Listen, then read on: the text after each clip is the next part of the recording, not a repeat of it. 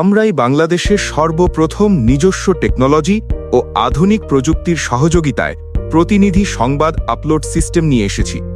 এখন খুব সহজেই প্রতিনিধি অ্যাকাউন্ট ব্যবহার করে সরাসরি সংবাদ আপলোড করা যাবে।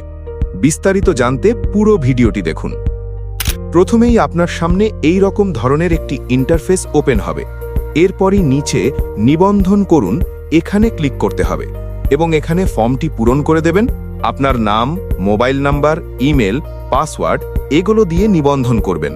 মানে যদি অ্যাকাউন্ট না থাকে তাহলে অ্যাকাউন্ট তৈরি করে নেবেন, আর অ্যাকাউন্ট থাকলে লগইন করবেন।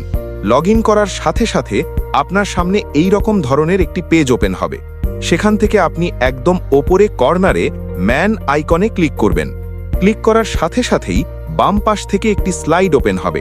সেখান থেকে নতুন সংবাদে ক্লিক করবেন এবং তারপর শিরোনাম দিয়ে দেবেন, প্রধান সংবাদ দিয়ে দেবেন এবং প্রধান ক্যাটেগরি, অন্যান্য ক্যাটেগরি এগুলো সিলেক্ট করে দেবেন এবং তারপর বিভাগ, জেলা, উপজেলা এগুলো সিলেক্ট করে সংবাদ রিলেটেড একটি ছবি আপলোড করে দেবেন এবং সর্বশেষে ছবিটির জন্য একটি ক্যাপশন দিয়ে প্রকাশ করে দেবেন।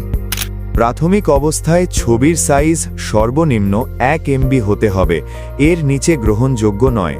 সংবাদে ইমোজি ব্যবহার সম্পূর্ণ নিষিদ্ধ। দৈনিক আপাতত 2টি সংবাদ প্রচার করা যাবে। এছাড়াও যে কোনো সমস্যা হলে স্ক্রিনে দেওয়া হোয়াটসঅ্যাপ নাম্বারে যোগাযোগ করবেন।